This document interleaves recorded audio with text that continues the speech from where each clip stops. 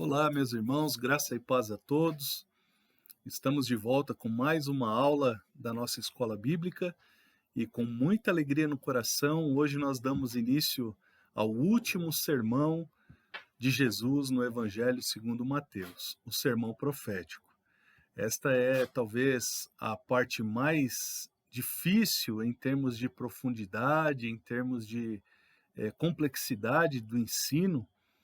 E não é à toa que ela acontece num momento tão singular da vida e obra de nosso Senhor. Então, eu gostaria, antes de fazer a leitura do texto, antes de mais nada, iniciar com uma oração, pedindo ao Senhor que nos dê graça, que nos dê condições de compreender tudo aquilo que Ele quer nos transmitir pela leitura de Sua palavra, tá bom? Então, fique comigo, por favor, acompanhe esse estudo. Queridos, tenho certeza que Deus vai mexer com o seu coração, como tem sido ao longo de todos esses estudos que temos feito nesse grande tema, os sermões de Jesus no Evangelho segundo Mateus. Tem sido, assim, um tempo de bastante crescimento e louvo a Deus de coração por você que tem participado e tem, assim, sido assíduo nessa escola bíblica, tá bom? Então vamos orar. Senhor nosso Deus e Pai, em nome de Jesus, estamos mais uma vez, Senhor, diante da Tua presença neste dia, para buscar a Tua face, Senhor, e pedir que o Senhor nos dê direção, capacitação, ó Deus, para compreendermos tudo aquilo que a Tua palavra nos ensina, tudo aquilo que a Tua palavra nos revela, Senhor, que o Teu Espírito Santo ilumine a nossa mente, que o Teu Espírito Santo nos conduza a toda a verdade, a Tua palavra é a verdade, Senhor. Abençoa os Teus filhos que acompanham esse estudo e que seja, Senhor, um tempo de, ó Deus, aprofundamento no conteúdo da Tua palavra, de crescimento em fé, de fortalecimento espiritual, para a glória do Teu santo nome, Senhor. Em nome de Jesus, Pai, eu oro e agradeço. Amém. Amém. Então, amados, antes até de nós iniciarmos então com a leitura do texto propriamente dito, né, hoje nós vamos ler o Evangelho de Mateus, capítulo de número 24, o sermão profético, mas antes da leitura eu gostaria de falar um pouco sobre o panorama, né, o panorama que se dá o último dos sermões de Jesus. É importante a gente perceber que Jesus ele estava já então indo, né, para a conclusão do seu ministério, a conclusão da sua obra. A sua morte se aproximava. Então, nós sabemos que Jesus, quando ele entra em Jerusalém, ele é aclamado como rei, e naquela semana, naquela última semana que ele esteve em Jerusalém, muitos foram os acontecimentos, muitos foram os embates, muitos foram os confrontos que Jesus teve com os religiosos de seus dias. E a gente pode perceber assim muitas coisas importantes que foram trazidas por Jesus a respeito da religiosidade daquele tempo, a partir do capítulo 21 do Evangelho de Mateus até o final do capítulo 23.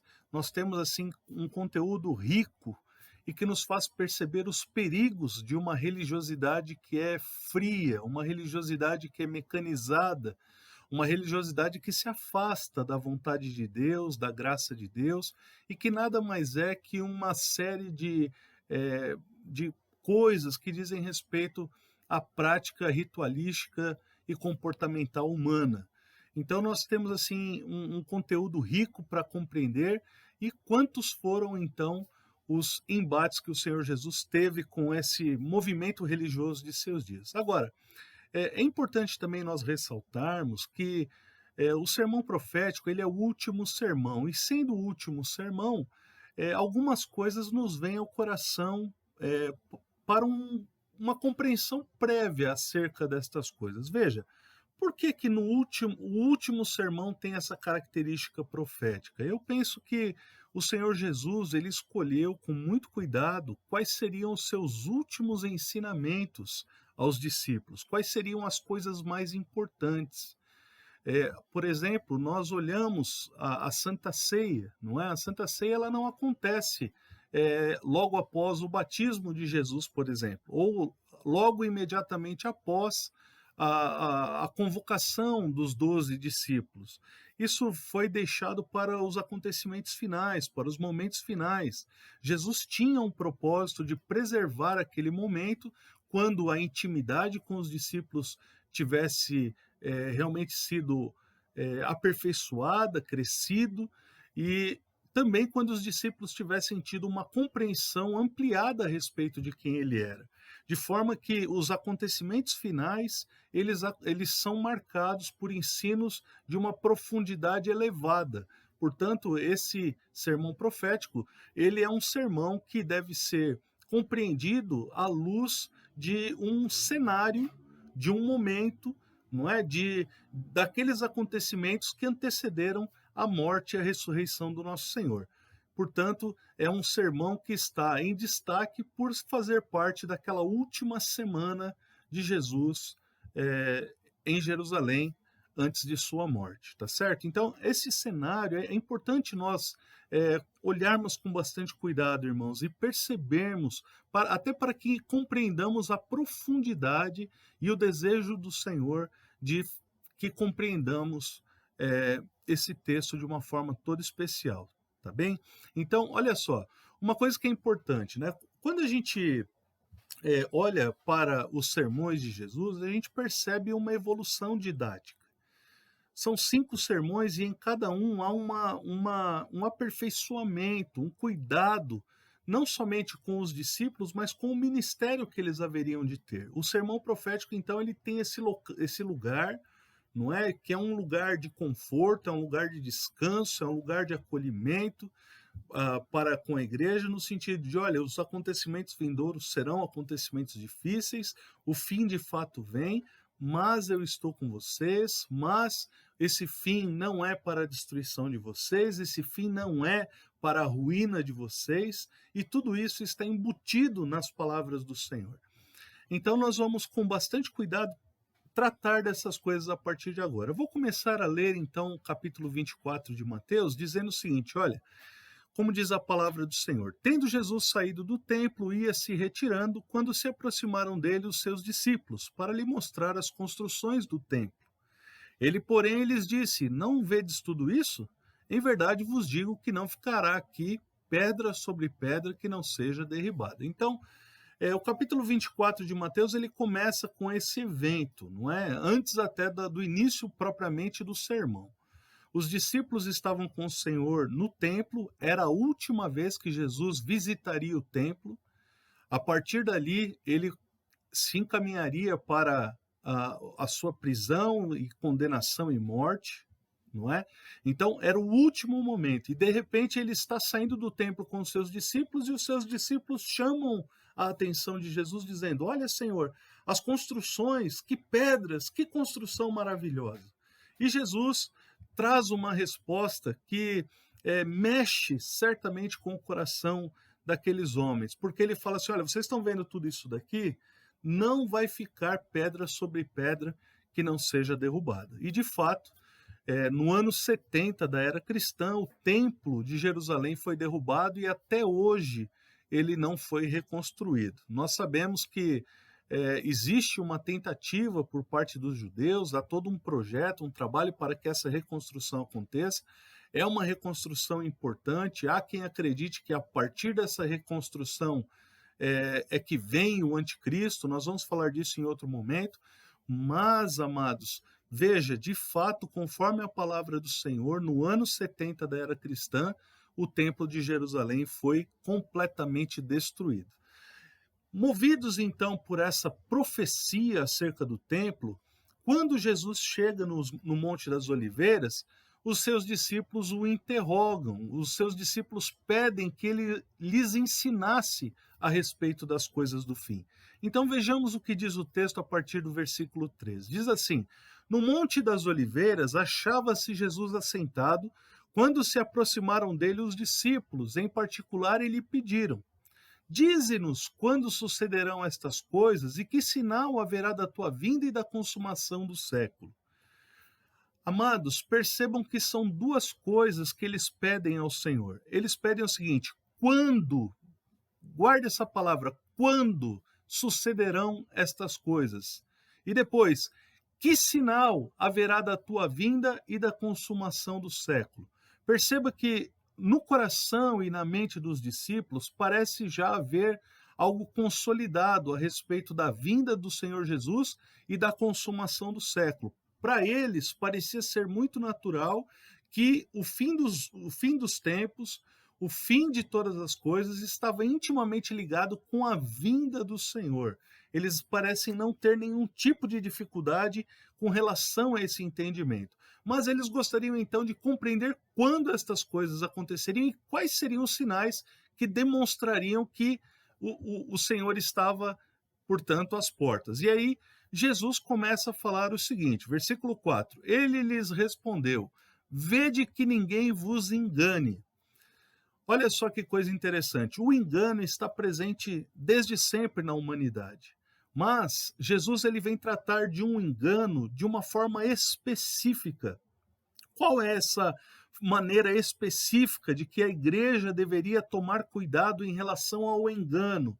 Versículo 5 fala sobre isso, porque virão muitos em meu nome dizendo, eu sou o Cristo, e enganarão a muitos. Amados, prestem atenção.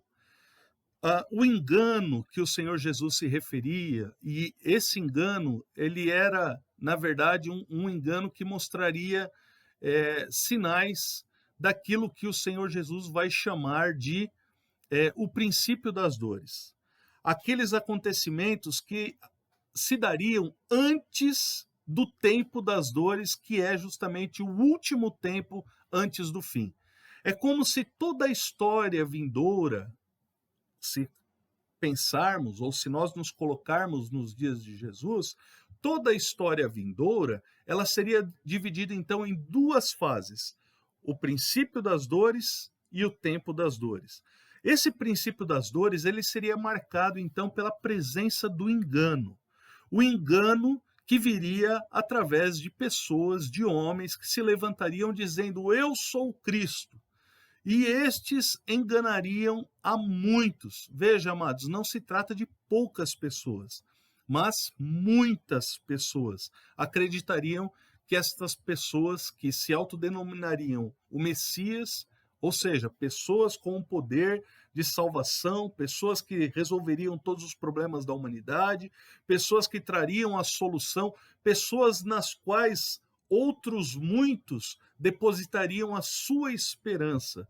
A figura messiânica ela tem essa característica de fazer com que as pessoas depositem nela esperança. Então, veja, quando a esperança é depositada em pessoas que não no próprio Cristo, essa pessoa, então, ela está dizendo, ainda que não literalmente, ainda que não abertamente, mas ela está dizendo, eu sou Cristo. Quando, por exemplo, uma liderança política se levanta, se coloca como sendo a solução para todos os problemas, essa liderança política ela tem essa característica de se apresentar como uma espécie de Cristo. E muitos colocam nessa liderança a sua esperança. Então, muitos virão e enganarão a muitos. Por que enganarão? O engano está justamente no fato de que as pessoas, ao depositarem nessa pessoa a esperança, certamente serão frustrados, porque ninguém pode dar verdadeira esperança, e principalmente a maior das esperanças, que é a esperança da salvação, senão somente, tão somente, o nosso Senhor Jesus Cristo. Por isso, amados, ao longo da história, muitos foram aqueles que se levantaram com essa característica messiânica, com esse afã de se apresentar ao mundo como sendo o Messias. O engano está presente em toda a era cristã. Agora, veja só, isso não é a única coisa que aconteceria durante o período chamado de princípio das dores. Veja, o versículo 6 diz mais, dizendo o seguinte, olha só, e certamente ouvireis falar de guerras e rumores de guerras. Vede, não vos assusteis, porque é necessário assim acontecer, mas ainda não é o fim.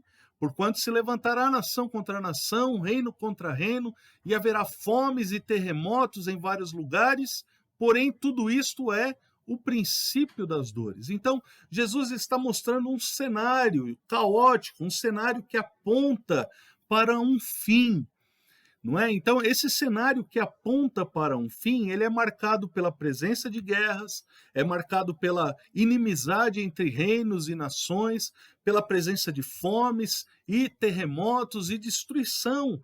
Então, todas essas coisas fazem parte desse chamado período que é o princípio das dores. Então, percebam, amados, que tudo isso que o Senhor Jesus anunciou, nós já vimos. O século passado foi o século das duas grandes guerras, não é?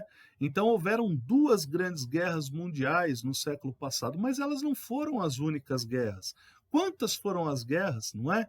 Nós tivemos, assim, me vem à mente, ainda no século passado, veja, teve a famosa guerra do Vietnã, teve a guerra contra o Iraque, não é? E houveram tantas e tantas guerras, e muitas outras que nós nem mesmo tomamos conhecimento, que não chega para nós aqui ocidentais, e que os orientais, e especialmente aqueles que convivem, né, naquela zona de conflito entre Israel e todo os países árabes, são tantas as guerras que já aconteceram desde esses dias em que Jesus anunciava estas palavras. Portanto, tudo isso tem se dado, tudo isso tem acontecido, reino contra reino, fomes, não é? A gente vê aí a situação da África, especialmente. No Brasil, nós temos uma situação crítica, caótica, no norte e nordeste brasileiro, com mais evidência, não é? Existe aqui no Brasil, por exemplo, a região chamada de Vale do Jequitinhonha, onde nós temos ali um lugar de grande miséria, as pessoas passam muita fome naquela região. Então, todos esses lugares, irmãos, eles dizem respeito, né, à presença da fome.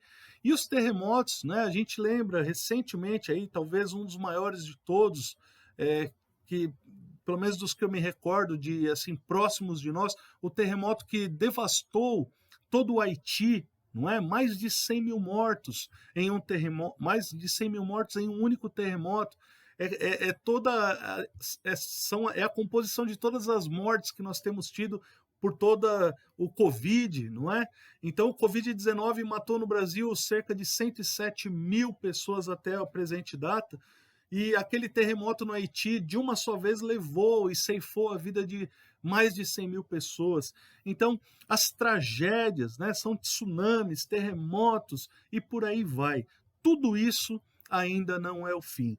Então, esse cenário que aponta para as coisas do fim, ele tem estado presente, vivo, em toda a era cristã. Agora, nós precisamos perceber que existe um tempo que é posterior ao tempo chamado de princípio das dores. Para que a gente compreenda essa verdade, não é? O texto ele nos mostra um advérbio de tempo, que é a palavra então. Veja, o versículo 9 ele começa assim, ó, então, ou seja, quando esse tempo se der, um novo tempo começará. Então sereis atribulados e vos matarão. Irmãos, eu entendo, eu sei que existem assim muitas correntes escatológicas, muitas pessoas que ensinam a respeito de escatologia com grande propriedade, não é?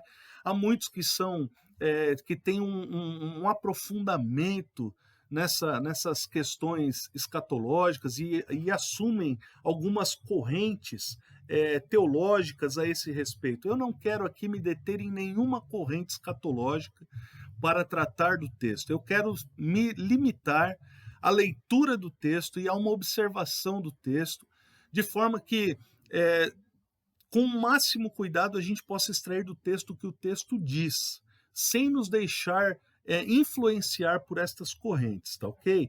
Então, eu queria, a partir desse princípio, dizer qual é o sentimento que tenho, qual é a percepção que eu tenho dessa primeira parte do sermão de Jesus. É como se Jesus estivesse trazendo, dos versículos 13 ao versículo 14, uma espécie de panorama histórico para apontar para o fim de todas as coisas. A partir de então, o Senhor vai mostrar e vai, eu diria assim, esmiuçar cada um dos eventos, cada uma das situações, para que fique claro à igreja como essas coisas de fato seriam. Então, nós estamos dentro de uma visão panorâmica do fim. Jesus, ele é questionado então a respeito de quando as coisas aconteceriam e qual seria o grande sinal da vinda dele e da consumação do século. Nós estamos falando que antes de chegar o tempo das dores, haveria, né, ainda respondendo o quando, haveria o tempo do princípio das dores. Então, todo o princípio das dores nós estamos experimentando e há muito tempo. Estamos vivendo o princípio das dores, mas vai chegar um tempo que é chamado de tempo das dores. Veja, o versículo 9 então ele diz: então sereis atribulados e vos matarão. Amados, veja que esse tempo, ele é um tempo assim no qual os cristãos dos dias dos apóstolos experimentaram, não é? Nós sabemos que toda a era apostólica foi marcada por muita violência, de forma que os cristãos foram mortos à espada, foram decapitados, foram crucificados, foram lançados em óleo fervendo, em tachos de óleo fervendo, e foram fritos, não é? Muitos foram queimados como tochas para iluminar a cidade de Roma. Muitos foram entregues nas arenas para serem devorados por leões. Muitas foram as crueldades que sofreram os nossos irmãos do primeiro século, por amor a Cristo, pela causa do Senhor, não é? Por não negar a sua salvação, por afirmar a mensagem do Evangelho, por dizer que César não é rei, mas há um rei que é rei dos reis e senhor dos senhores, a saber, Jesus Cristo, o Senhor. Então, esses homens deram a vida pela causa do Evangelho. Essas coisas já aconteceram. É verdade que essas coisas acontecem. Há muitos cristãos que vivem hoje, por exemplo, nos países árabes, que estão sim sendo mortos, que estão sim sendo atribulados de uma forma que nós brasileiros nem imaginamos. Tudo isso é verdade e está acontecendo, não é? Agora, então, eu diria assim que o tempo das dores é marcado por isso.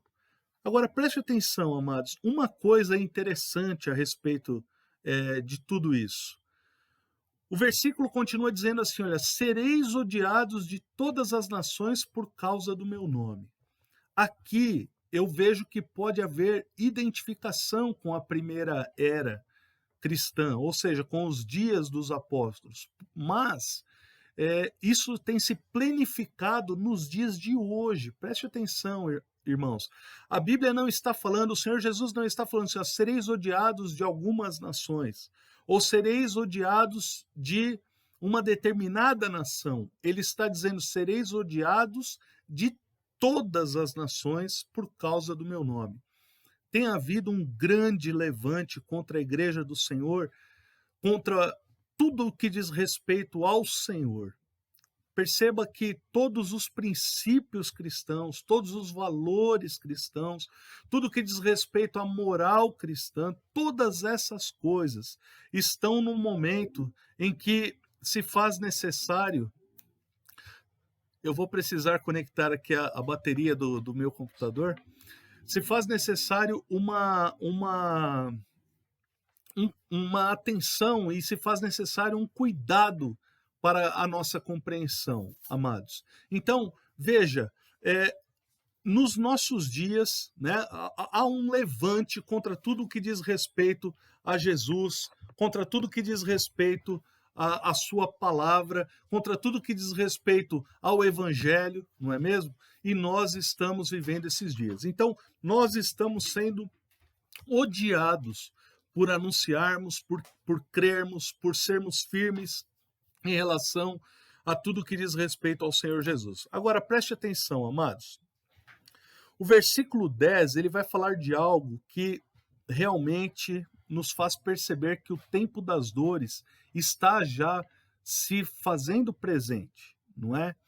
Olha só, nesse tempo muitos hão de se escandalizar, trair e odiar uns aos outros.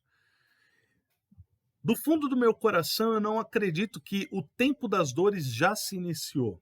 Não acredito, né? Mas nós já vivemos os sinais desse tempo.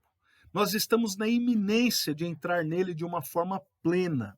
Estamos nessa iminência, ou seja, os cristãos vão ser mortos de uma forma muito mais ampla do que acontece hoje, quase que com exclusividade, por exemplo, na China, na Coreia do Norte, nesses países onde a perseguição é violenta. Eu creio que isso vai se disseminar e vai se espalhar sobre a face da terra. Mas nós então estamos vivendo sinais de que estamos na iminência dos acontecimentos que o Senhor Jesus está nos trazendo a respeito desse tempo que antecede o fim, o tempo das dores. E aí, olha só que interessante, muitos hão de se escandalizar. O que é se escandalizar, amados? Eu já falei em aulas passadas a respeito dos escândalos. Muitos hão de tropeçar, muitos hão de abandonar o caminho, muitos hão de deixar o caminho da salvação, não é? Quer dizer, o escândalo é aquilo que é colocado como tropeço para que a pessoa deixe o caminho. Escândalo tem a ver com apostasia. Escândalo tem a ver com o abandono da fé. Então, nesse tempo, muitos hão de se escandalizar e, como consequência disso, trair e odiar uns aos outros. Irmãos, eu sou cristão há algum tempo e desde a minha conversão, eu nunca vi, como tenho visto em nossos dias, tanto ódio entre cristãos, tanto ódio entre pessoas que professam a fé em Cristo. Veja que o trair e odiar aqui é uns aos outros.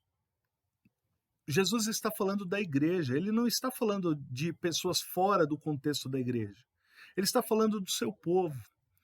Muitos vão abandonar a fé, muitos vão se trair, muitos vão se odiar uns aos outros, não é? E aí, olha que interessante, o versículo 11 ele fala: levantar-se-ão muitos falsos profetas e enganarão a muitos. Amados, os falsos profetas estão se proliferando, qual erva daninha sobre a face da terra. Quantos e quantos e quantos e quantos homens se levantam para anunciar um falso evangelho em nossos dias? Quantos estão em busca de anunciar Mamon? Quantos falam de Jesus sem ter parte com ele? Quantos falam de Jesus sem conhecê-lo?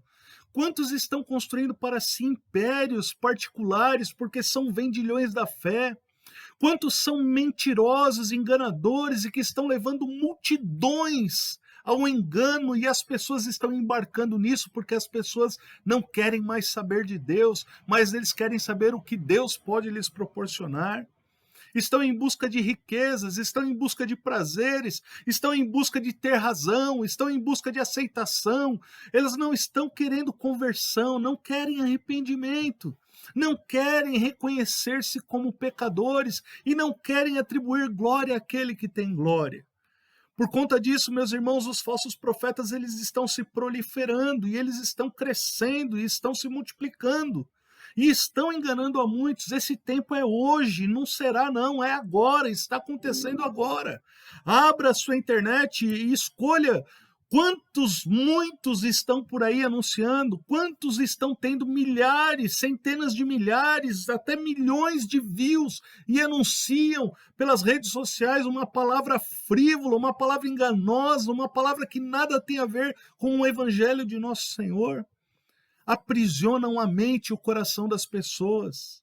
Sabe por quê, queridos? E aí nós temos a palavra de Deus, é evidente que nós estamos aqui nos detendo ao sermão profético, e a escatologia ela vai além do sermão profético no contexto das escrituras, mas o apóstolo Paulo, ele diz a Timóteo que muitos, queridos, muitos, eles não suportariam a sã doutrina, mas eles teriam coceira nos ouvidos, comichão nos ouvidos, eles se entregariam às fábulas, eles amontoariam para si doutores conforme as suas cobiças. O que isso quer dizer? As pessoas estão em busca de coisas que satisfaçam os desejos da sua alma, e esses desejos são enganosos, esses desejos são cheios de pecado, esses desejos nada têm a ver com a vida que Deus tem a oferecer.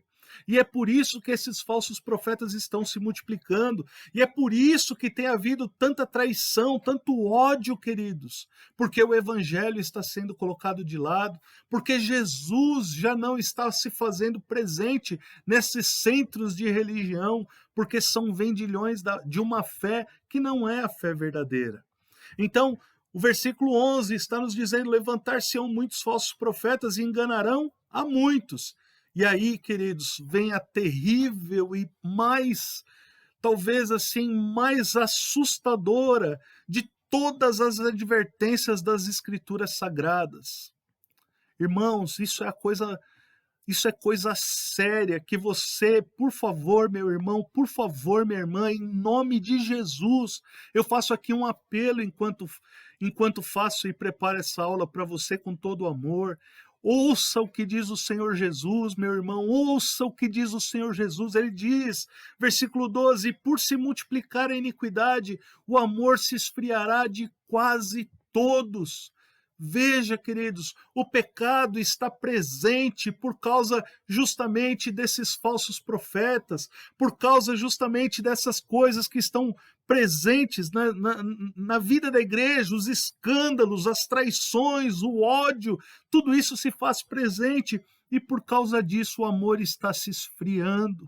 As pessoas não amam mais, amados. Eu faço uma pergunta a você nessa hora, meu irmão, minha irmã, como está o seu coração?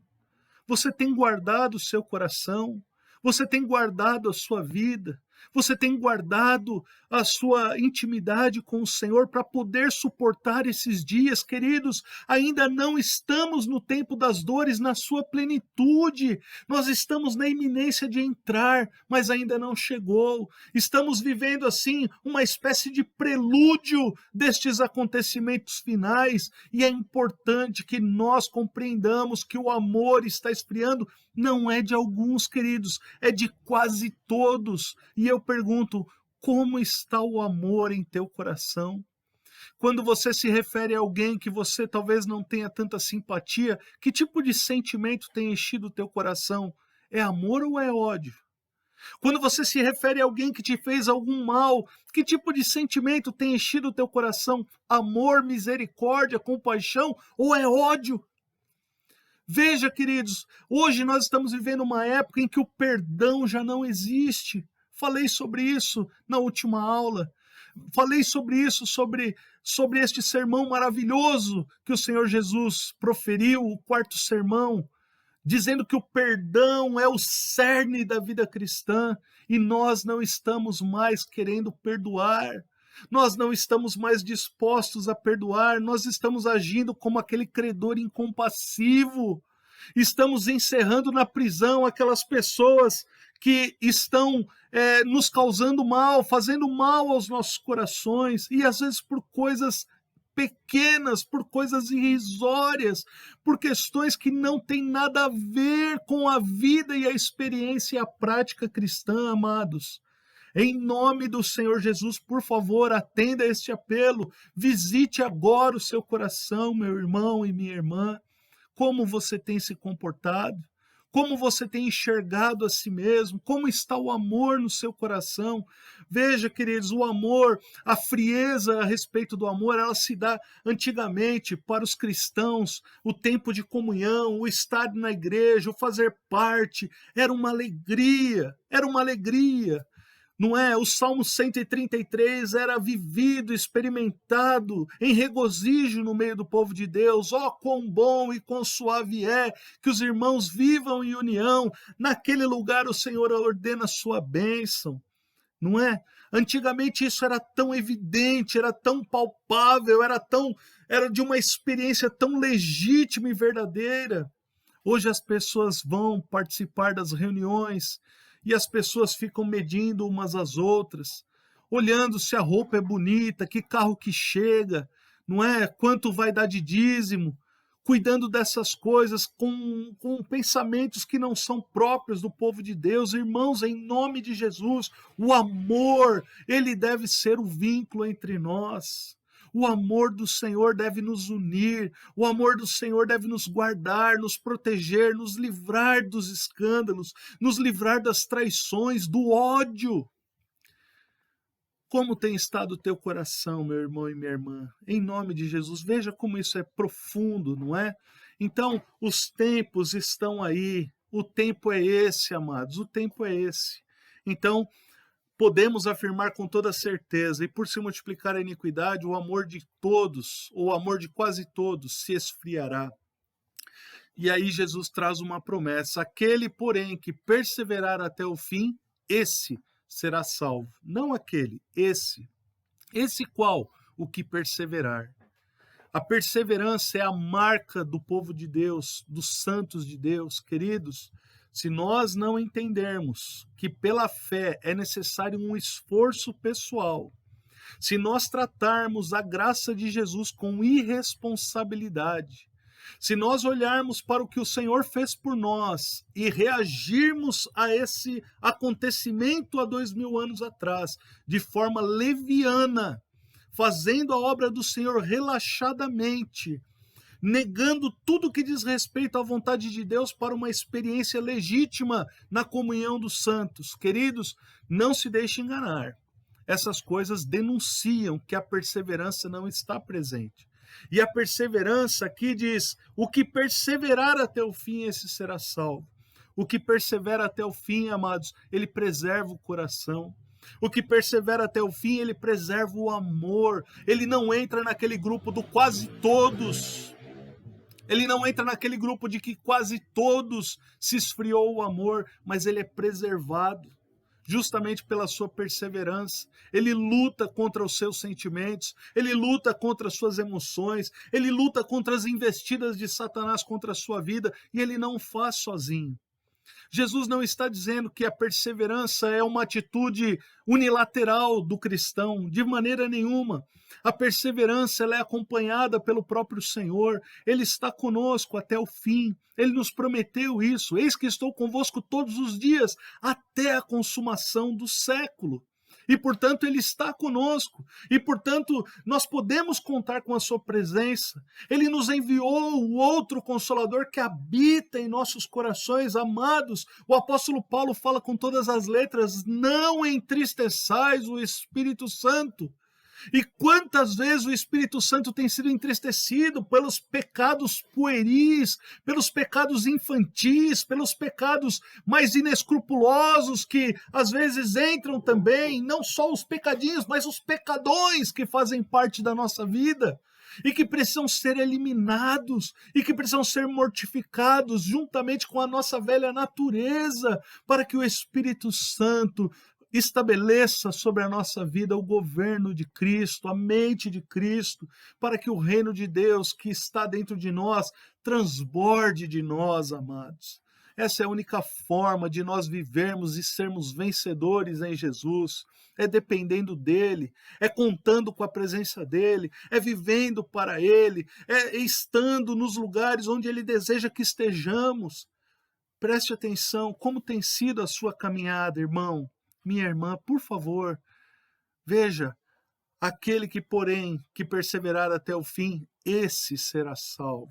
Esse será salvo. É uma situação condicional, não é? Então, assim, quando as pessoas vêm falando a respeito de uma eleição de forma barata, leviana, tirando a responsabilidade do cristão, deixando o cristão muitas vezes solto, livre, para ter uma vida distante de Deus e voltar às suas práticas pecaminosas. Queridos, se essa é a ideia, eu digo, olha, lamentavelmente, muitos pensam assim, essa pessoa não conheceu a Deus. Porque a verdade é que quando nós nos deparamos e somos por ele convencidos do pecado, da justiça e do juízo, quando nós temos a revelação do Filho de Deus em nosso coração, nós não queremos mais a outra vida, nós queremos viver para ele. Então, em nome de Jesus, que o Senhor te desperte, que o Senhor te anime, que o Senhor te fortaleça. Veja, isso tudo diz respeito ao quando. Então, essas coisas vão acontecer. Agora, o fim, qual é o sinal para que o fim aconteça? Preste atenção, o versículo 14 fala do sinal da vinda do Senhor e da consumação do século. Diz assim: e será pregado este evangelho por todo o mundo para testemunho de todas as nações. E aí outro advérbio de tempo. Então virá o fim. Qual é o grande sinal, irmãos? Qual é o grande sinal que antecede a vinda do Filho de Deus, a vinda do Cristo glorificado, não é? E da consumação e do fim? Qual é o sinal? O evangelho do reino será pregado a todo o mundo para testemunho em todas as nações.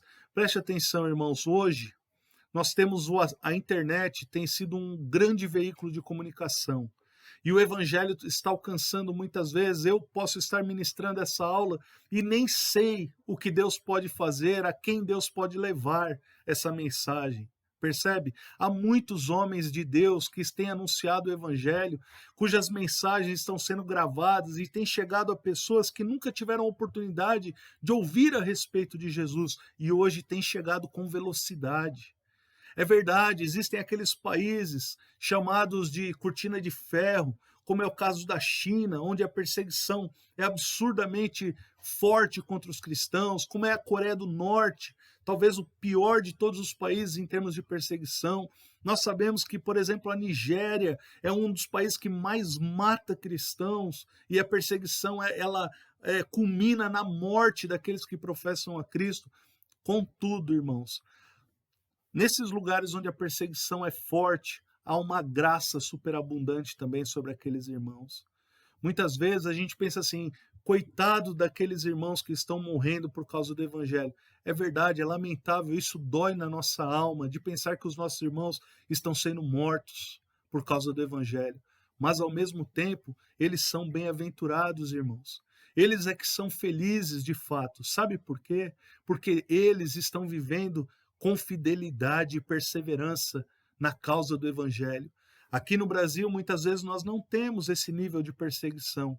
Isso faz dos crentes preguiçosos, crentes relaxados, displicentes, crentes que não se comprometem com o reino, crentes que não se comprometem com a vida com Deus, com a vida espiritual, levam tudo na base do jeitinho brasileiro, na base do oba-oba, não é? São fajutos em todas as coisas.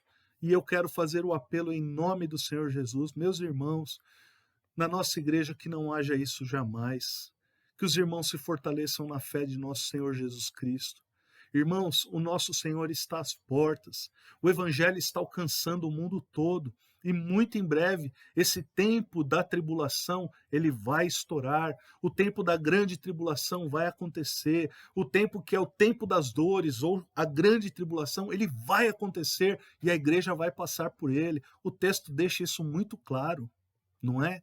Então, isso vai acontecer. Essa ideia de um arrebatamento da igreja, que a igreja vai sair, a igreja vai ser poupada da tribulação, eu fico pensando assim, que injustiça para com aqueles que já morreram, que injustiça para com aqueles que já foram queimados para servirem de tocha para iluminar Roma, que injustiça para com aqueles que foram crucificados de ponta cabeça, como foi o caso de Pedro, ou crucificados na posição normal, como tantos outros por amor a Cristo, não é verdade? Nós vamos padecer grandes coisas ainda, irmãos. Nós vamos sofrer muitas coisas como cristãos e é importante que estejamos firmes no Senhor. Que esse sermão não venha te trazer medo, mas venha te animar e venha trazer ao teu coração a alegria que tiveram os primeiros discípulos quando se julgaram dignos de padecer sofrimento por causa do santo nome de Jesus. Que alegria a nossa se viermos de fato a padecer por amor de Cristo. Agora, não pense que isso será fácil. É necessário que, para que suportemos, estejamos nele de todo o nosso coração, estejamos enraizados nele. Do contrário, queridos, ninguém suportará. Amém? Que essa palavra mexa com o teu coração. Nós vamos parar a nossa aula hoje por aqui. Que você possa refletir, leia o texto muitas vezes, não uma ou duas, leia muitas vezes, ore ao Espírito Santo para que fale com você, Peça a Deus, Senhor, fala comigo, me deixe entender melhor isso, aquilo que o pastor não conseguiu traduzir, aquilo que o pastor não conseguiu trazer, aquilo que a mente dele não alcançou, revela, Senhor, traz ao meu coração, traz à minha mente para a tua glória. E eu tenho certeza que Deus vai falar contigo. Amém, irmãos? Que Deus assim abençoe a todos, em nome de Jesus. Amém.